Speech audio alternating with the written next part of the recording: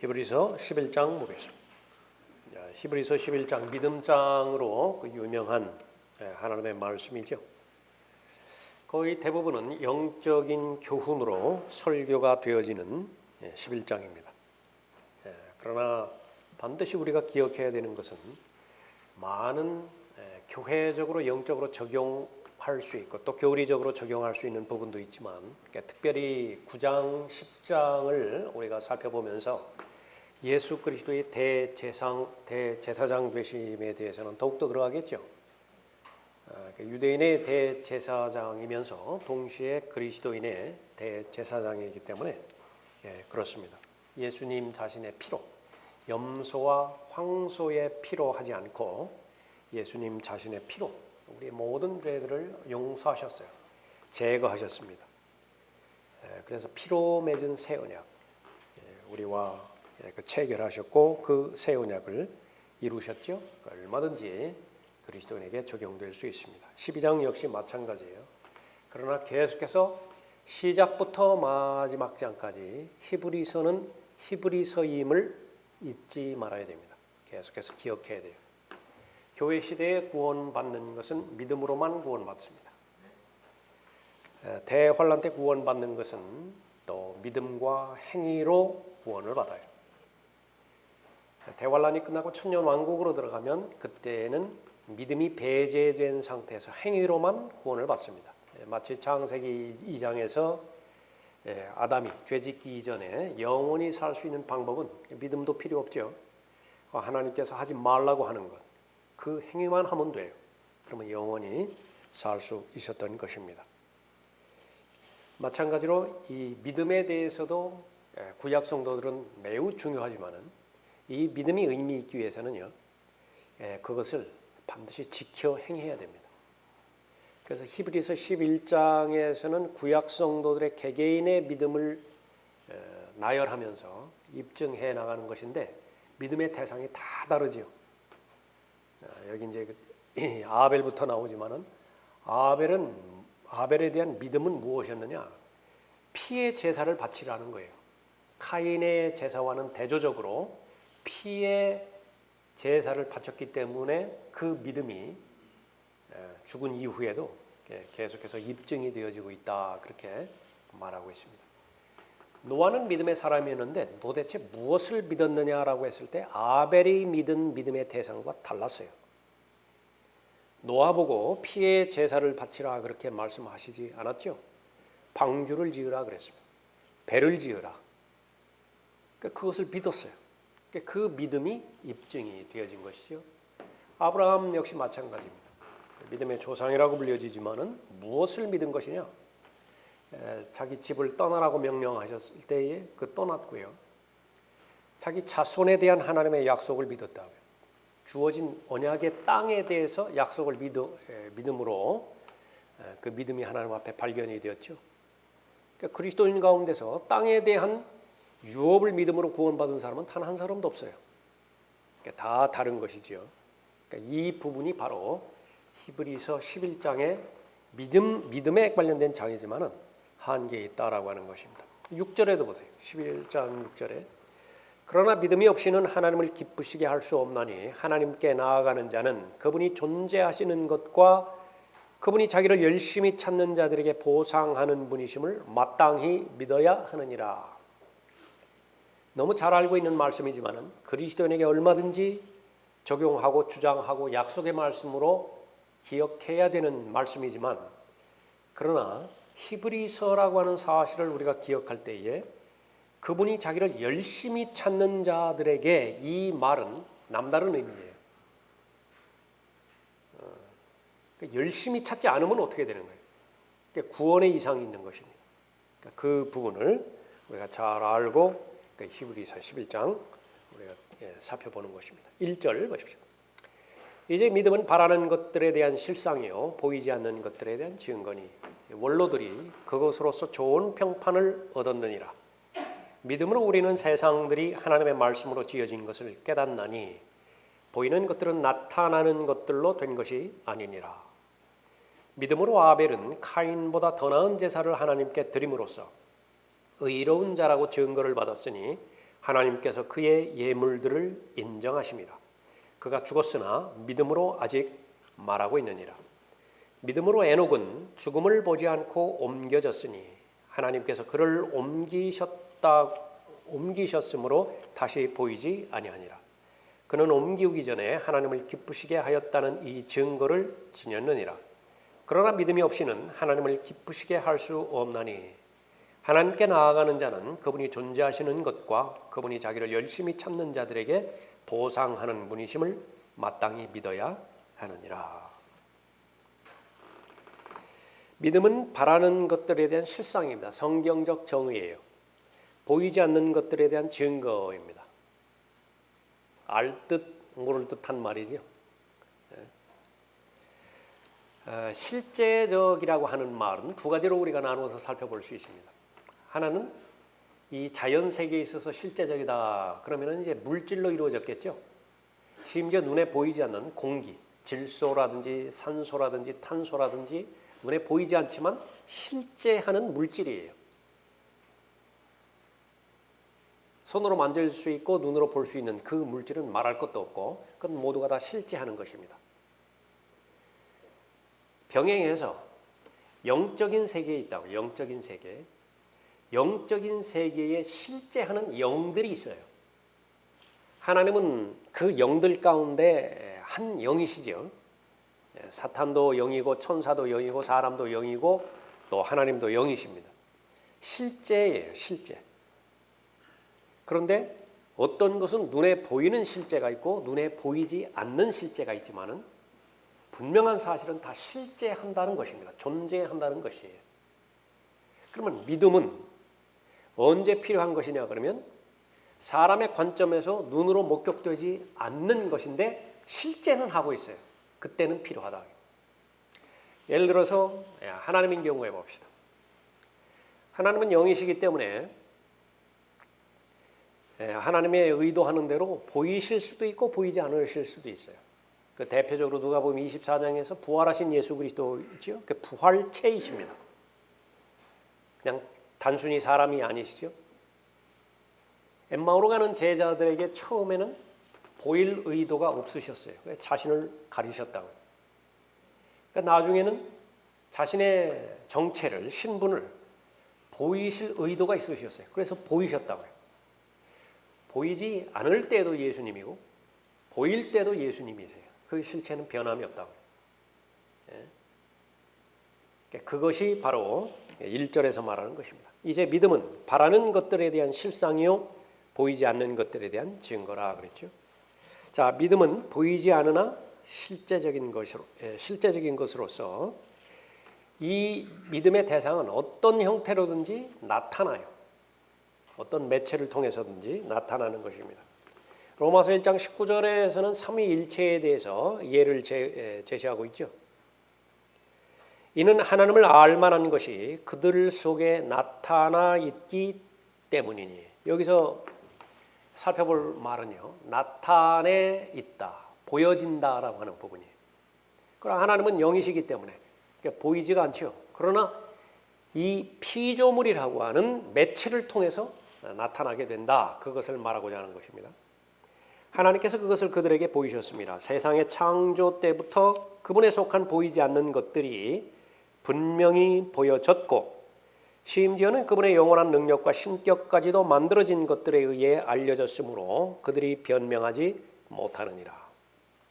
태양을 본다고 한다면 태양에서는 빛이 세 가지로 나누어질 수 있죠. 느껴지는 빛이 있고요. 광선이 있다고요. 보여지는 광선이 있고 느껴지지도 않고 보여지지도 않는 보여지지도 않지만 분명히 존재하는 광선이 있어요. 그것을 화학선이라고 한다. 가시광선, 또 이 화학선, 열선 이런 거 세 가지를 보이는데 성경에 보니까요 얼마나 많이 자주 하나님에 대해서 태양에 비유해서 말씀하고 있습니다. 빛나는 해에 대해서 언급하고 있어요. 그러니까 보여지는 것입니다. 중력의 법칙이 눈에 보여질까요? 부력의 법칙이 눈에 보여지나요? 그러나 만들어진 것들에 의해서 그 질서를 잘 관찰하고 원리를 찾아냈더니 그것은 하나님께서 법을 제정해 주신 lawgiver잖아요. 법을 마련해 주신 분이에요. 그러니까 자연계만 하더라도 그렇다. 그것을 정직하게만 접근할 수 있다고 한다면 이 과학이라고 하는 학문은 너무나 하나님을 드러내고 하나님을 나타내는 데 있어서 유용한 학문이 되는 거예요. 전제 조건은 무엇이죠? 하나님의 말씀을 최종권위로 두어야 돼요. 그러면 아주 깊은 부분들까지도 알려주시는 것인데 거꾸로 하죠. 성경보다 과학을 더 우선순위에 둬버리는 거예요. 예. 그러니까 나중에는 이 거짓되이 일컬어지는 과학의 반론이라 성경에서 직접적으로 과학을 비난을 하죠.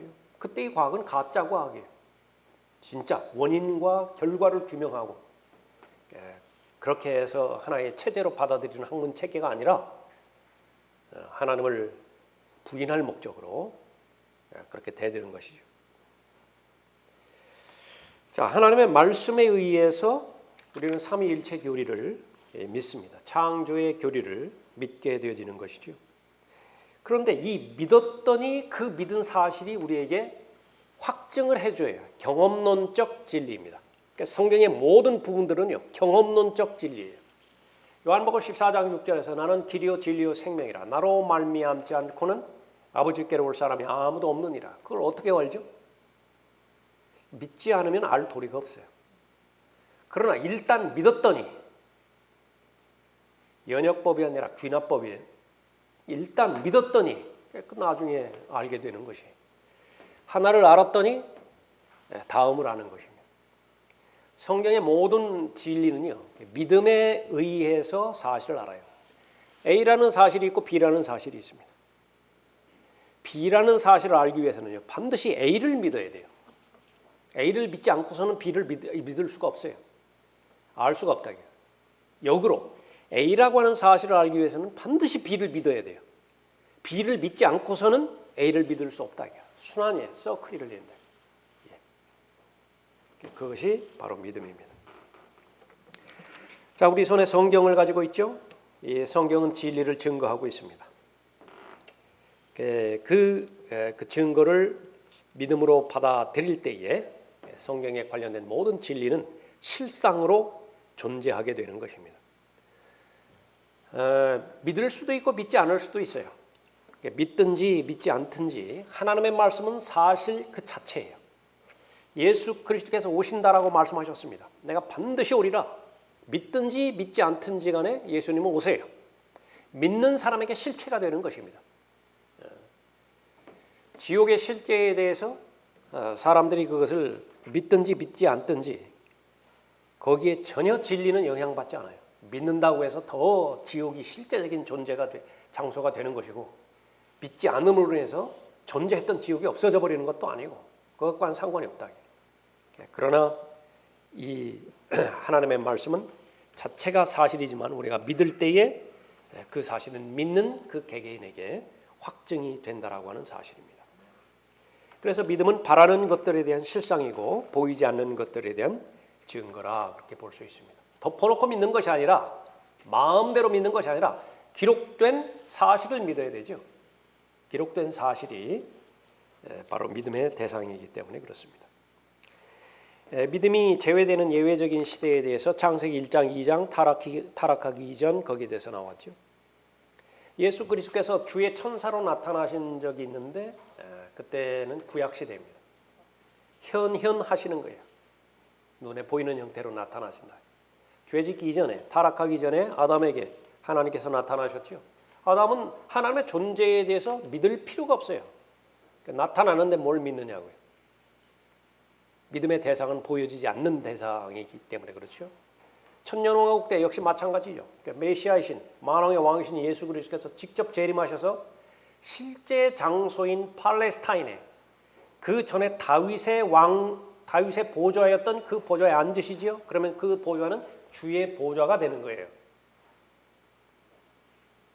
요한계시록 11장 15절에 있는 것처럼 모든 나라들을 다 이양받으시고 실제로 통치하세요. 하나님의 의로서 통치하신다. 모든 사람이 다 목격하는 것이죠. 그때는 믿음이 필요 없어요. 하나부터 끝까지 행함만 있습니다. 그 행함은 천년 왕국의 헌법이죠. 천년왕국의 헌법은 마태복음 5장, 6장, 7장이에요. 마태복음 5장, 6장, 7장에는 믿음이 전혀 들어가 있지 않아요. 그대로 행함만 있어야 된다. 행함만. 그것이 천년왕국의 헌법임에도 불구하고 교회 시대로 가져와서 무슨 팔복이니 뭐니 해가지고 이것을 그리스도인에게 억지로 구겨 넣으려고 하니까 모순되어지는 것이, 무리가 되어지는 것이 한두 가지가 아닌 것이죠. 자, 신약 시대는 믿음으로 구원을 받습니다. 환란 시대는 믿음과 행위로 구원을 받습니다. 천년왕국 시대 때는 오직 행위로만 구원받는다라고 하는 사실을 우리가 잘 알아야 됩니다. 그것이 1절이었고요. 2절에 원로들이 그것으로서 좋은 평판을 얻었느니라. 그래서 하나님을 믿는다라고 말했을 때에 사람들이 인본주의적인 그 사고에서 만들어낸 하나님의 관념이 있고요. 실제로 살아계시고 영으로 계신 성경에서 계시된 하나님이 있어요. 이 둘 사이는 매우 차이가 큽니다. 그 가운데 하나가 어떤 하나님이냐라고 하는 것을 정의하고 믿어야만 그 믿음이 의미가 있죠. 도대체 내가 믿는 하나님은 어떤 하나님이냐?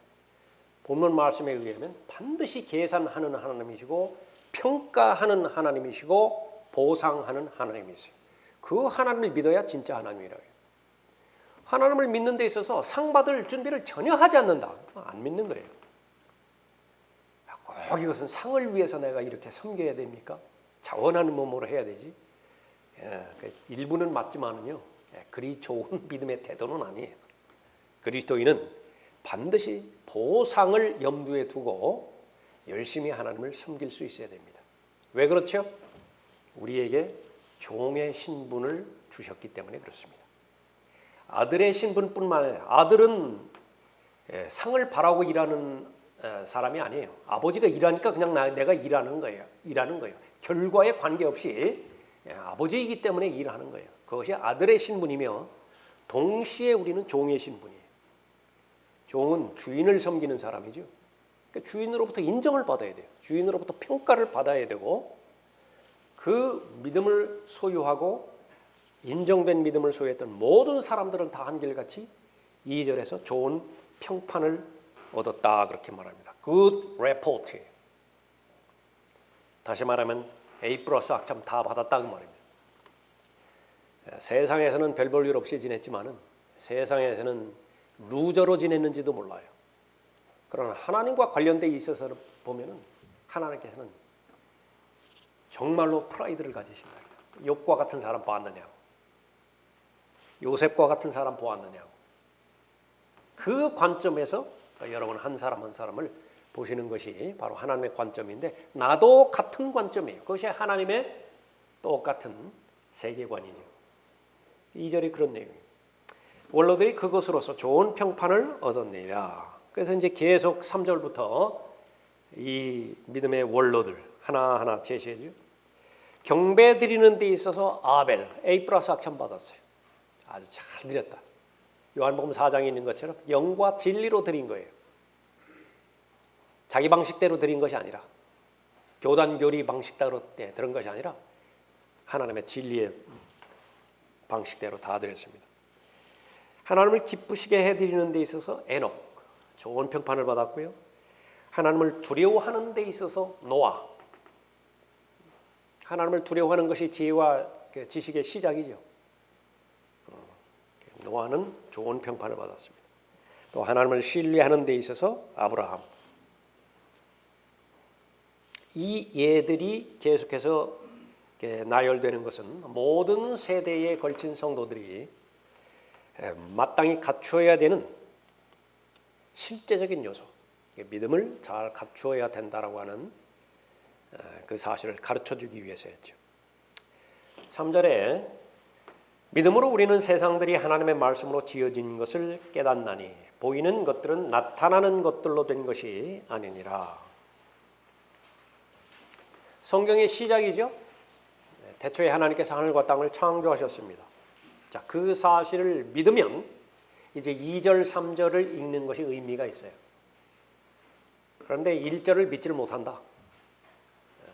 사람들이 말하는 것처럼 먼 오랜 옛날에 그것도 아무런 원인 없이 우연히 엄청난 폭발이 일어나서 없던 것이 마침내 그냥 생기게 되었다. 그래서 어떻고 해서 아메바가 변해서 사람이 되었다. 그것을 믿으라고 그렇게 말하는 거죠.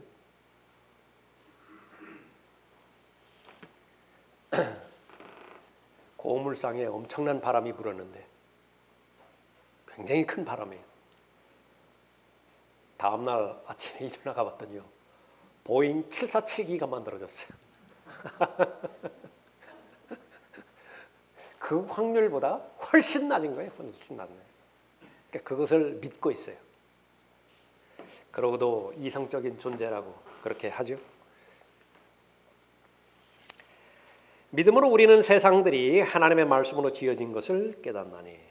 또 하나님께서 말씀으로 온 우주를 창조하셨죠. 히브리서는 그렇게 시작합니다. 히브리서 1장 2절에서 이 마지막 날들에 그의 아들을 통하여 우리에게 말씀하셨으니 이 아들을 만물의 상속자로 세우시고 또 그를 통하여 그분께서 세상들을 지으셨느니라.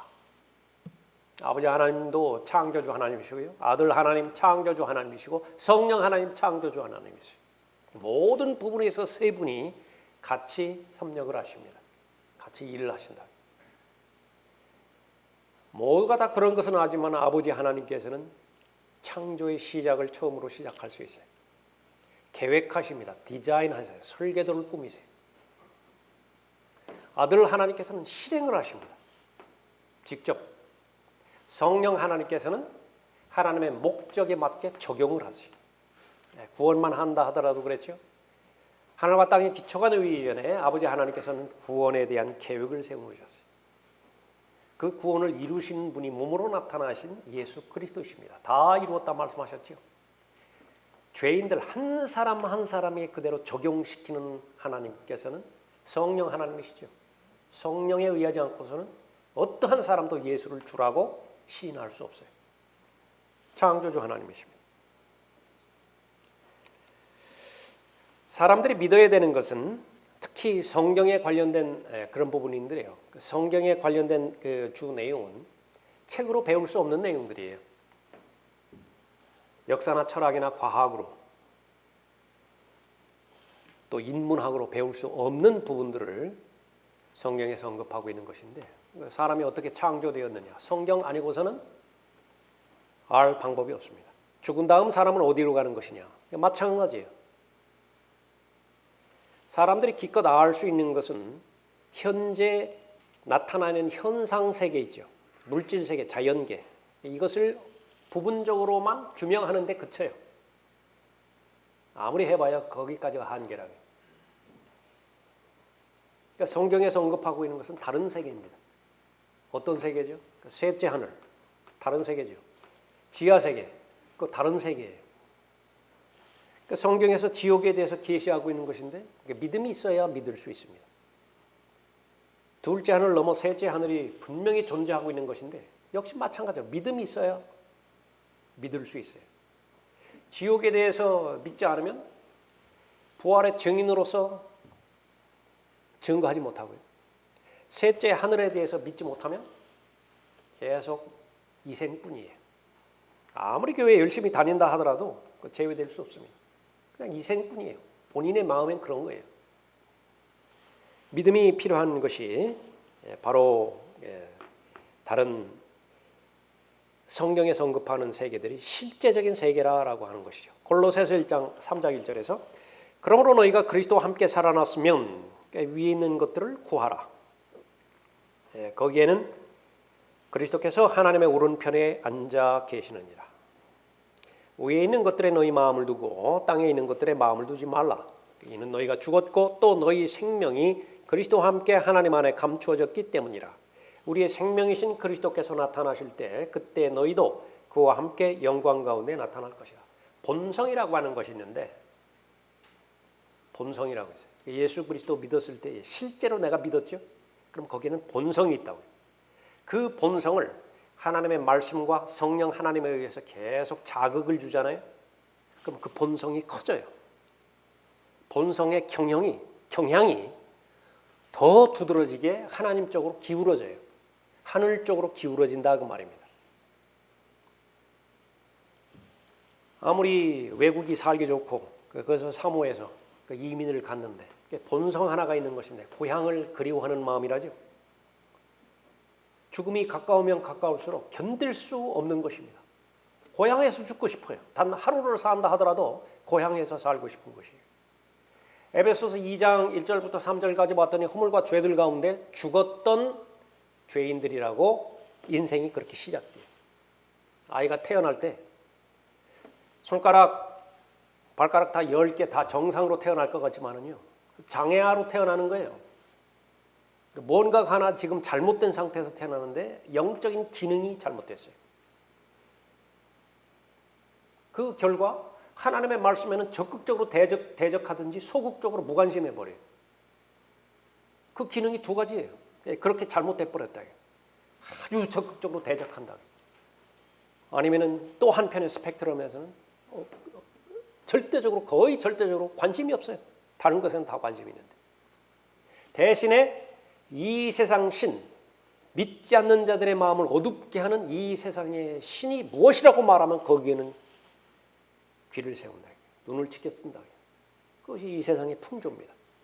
그 풍조를 계속해서 따라서 행하는 그 사람들이 죄인들이지.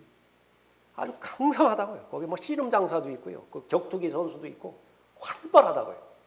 노벨상 받은 사람도 있고 다 그렇다고. 그러나 하나님 보시기에는 영이 죽어 있기 때문에 죽은 자들이에요. 그러다가 하나님의 은혜 가운데서 하나님의 은혜로 구원을 받죠. 구원을 받는 즉시로 수많은 일들이 일어나게 되는데 아버지 하나님에 대해서, 아들 하나님에 대해서, 성령 하나님에 대해서 수많은 일들이 일어나는데요. 40여 가지 일들이 일어난다. 그 가운데 하나가 죽었던 영이 거듭나는 거죠. 거듭난 영은 동시에 두 군데에 존재하게 되어 됩니다. 동시에. 마치 예수님께서 이 지상에서 33년 사시는 동안에 주님께서는 하늘에도 계셨죠. 그것과 똑같다. 그래서 거듭난 영은 천상에 앉혀졌어요. 이미. 천상에 앉혀졌고 동시에 이 지상에서 내 몸 안에서 살아간다. 그럼 본래 고향은 어디예요? 천상에 여러분이 믿든지 안 믿든지 간에 여러분의 고향은 천상이라고요. 셋째 하늘이라고요. 가본 적이 없는 것이 아니에요. 가봤다고요. 어떻게 할 수 있죠? 하나님의 말씀을 통해서 하나님의 말씀이라고 하는 창문을 통해서 다 계속 투영해 주잖아요. 보여주잖아요. 셋째 하늘에 대해서. 많이 알죠? 마지막에 요한계시록 21장, 22장에 가서 새 예루살렘, 영원한 거주지, 거기에 또 이렇게 새 하늘들, 새 땅, 다시 생명나무가 회복이 되어지고 이거 다 왔다고요. 그것이 바로 본향이에요. 본향이라. 본성은 무엇입니까? 그리워하는 마음이. 그곳에 가고 싶다고요. 가고 싶다. 그러나 영적인 분별력이 기준신학이 형성되지 않았을 때는 이 본성은 자극이 되지 않습니다. 그러니까 여전히 이 땅만 바라보고 땅에 마음을 두는 거예요. 마음이 이제 조금씩 변하죠. 성장하죠. 그렇게 되어지면 이제는 아무리 돈 주고 먹으라고 해도요. 패스트푸드 안 먹어요. 그러니까 뭘 찾는데? 된장국 찾는다. 김치 찾는다고요. 그것이 본성이기 때문에 그런 것입니다. 믿음이 있는 사람에게는 영원히 실제라는 사실을 사람들에게 확인시켜 주는 것입니다.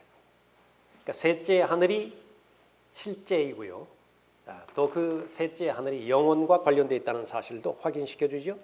고린도후서 4장 17절에서 이는 우리가 잠시 받는 가벼운 환난이 우리를 위하여 훨씬 뛰어난 영원한 영광의 비중을 이루어가기 때문이라. 우리가 바라보는 것은 보이는 것들이 아니요 보이지 않는 것들이라. 이는 보이는 것들은 잠깐뿐이지만 70년, 80년이에요. 길어야 100년입니다. 잠깐뿐이지만 보이지 않는 것들은 영원하기 때문이라. 가치관의 문제지요. 믿음의 문제입니다. 무엇이 실제냐? 영원히 실제인 사람은 될 수 있으면 제대의 날짜를 하루라도 단축시키고 싶다고요. 무슨 일이 있어서 제대 날짜가 일주일 단축이 됐다. 그거보다 신나는 일이 있을까요? 의무적으로 군 입대한 사람들이 경우에 말이에요. 그런데 무슨 일이 있어가지고 동해에 무슨 잠수함이 이렇게 발견돼가지고서 모든 제대 날짜가 다 정지가 돼버렸어요. 그 사건 해결될 때까지는 제대 명령 연기됐다. 그처럼 암울한 소식이 있을까요? 사도 바울은 빌립보서 2장, 빌립보서 3장에서 소원이 있었다. 이 몸을 떠나서 그리스도와 함께 있는 것이 훨씬 더 열망을 품었던 일이죠. 그러나 떠나지 못한 이유는 할 수 없어서 여기에 남아있다고 하죠. 무엇 때문에 남아있어요? 아직 자립하지 못하는 손주, 손녀, 손자, 손녀 때문에 그런 거예요. 내가 떠나버리면 나는 좋지만은 얘들은 어떡하나 봐, 얘들은. 그러니까 그것 때문에 할 수 없이 너희들의 유익을 위해서 지금 내가 남아있다. 그것이 믿음의 실제인 것입니다. 또 한 경우는 모세의 경우죠. 히브리서 11장 24절에서 모세의 경우가 나와 있습니다. 믿음으로 모세는 장성하여 파라오의 딸의 아들이라 칭함을 거절하고, 이 파라오의 딸의 아들 차기 파라오예요.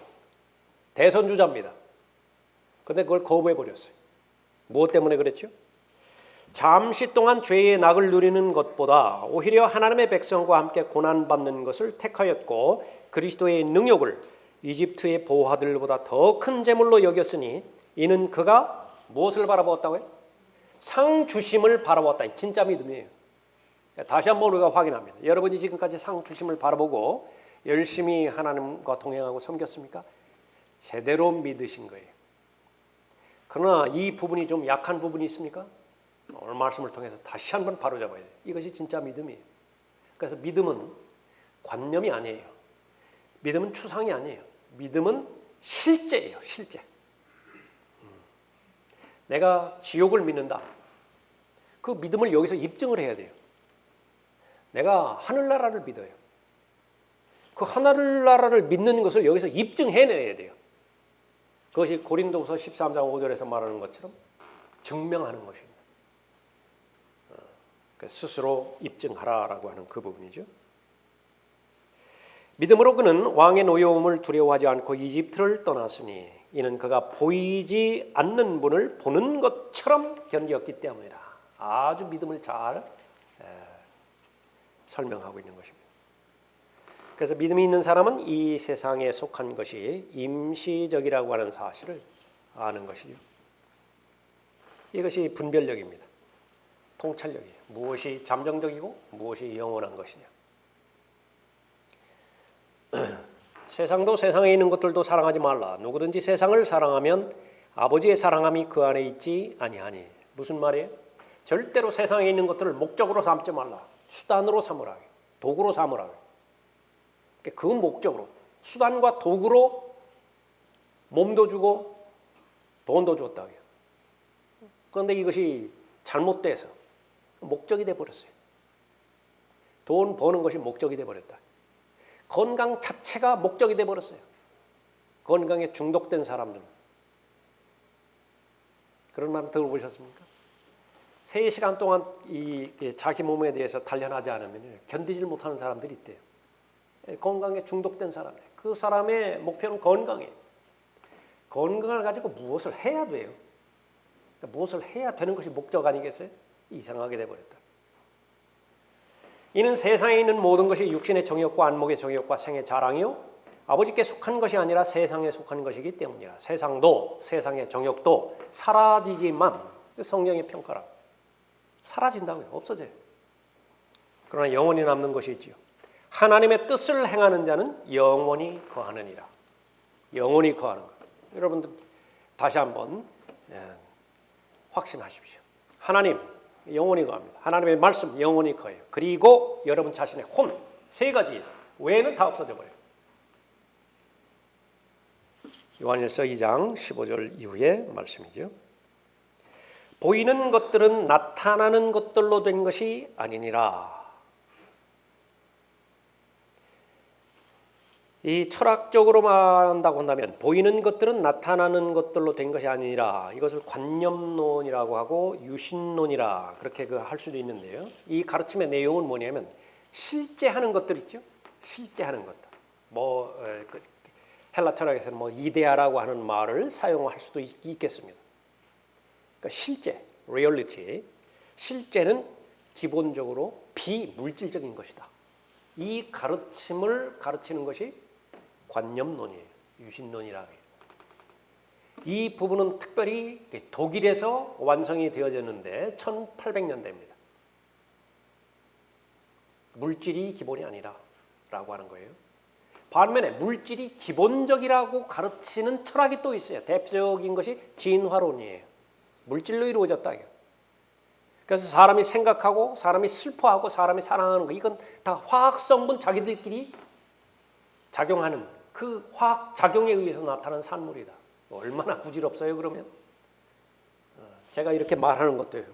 여기서 큰 소리로 이렇게 말씀드리는 것도 뇌에서 무슨 화학성분 사람들 많이 말하죠. 도파민, 세라토닌 이런 거 말하죠. 그런 거에 의해 가지고 작용되어지는 것이다. 결론은 뭐야? 죽으면 다 끝난다. 죽으면 더 이상 존재하지 않는다. 정신세계 그런 것은 사람들이 상상해서 만들어낸 산물이다. 두 가지로 나누어지는 것입니다. 관념론 또 유물론. 그렇게. 그러나 성경에서는 보이는 것들은 나타나는 것들로 된 것이 아니니라. 물질로 된 것이 아니다. 성경에서 이미 독일에서 관념론을 말하기 전에 1800년이나 전에 이미 기록하고 있어요. 어디에 기록하고 있죠? 히브리서 11장에.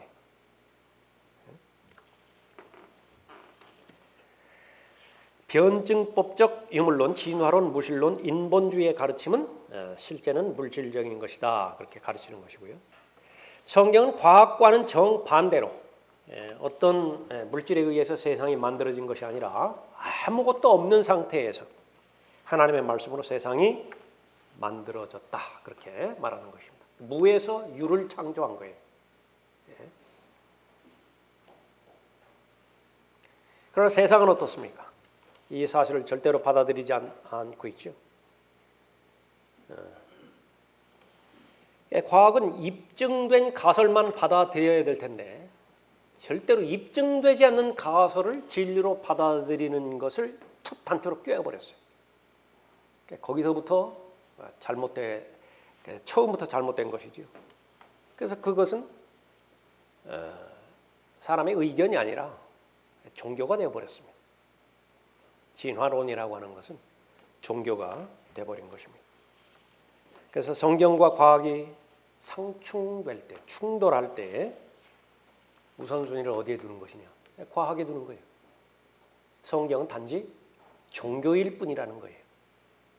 창세기 1장부터 11장까지 신화로 받아들입니다. 창세기 12장부터는 역사적인 사실이 입증이 되나 봐요. 아브라함 이야기죠. 무슨 유적이라든지 이렇게 그런 것이 입증이 되나 보죠. 21장까지는 그 입증이 안 된다. 그러니까 그것은 신화로 받아들이는 것입니다. 이 부분에 안달이 난 사람들이 창조과학회죠. 과학적으로 하나님의 말씀이 사실이라는 것을 입증해내겠다. 그렇게 해서 큰 공헌을 세웠는데 지구의 역사가 6,000년이라는 거예요. 아무리 많은 주장을 해보라고. 지구의 역사가 6,000년이라고 그 주장을 하는 한 모든 과학자들은 다 비웃어버려요.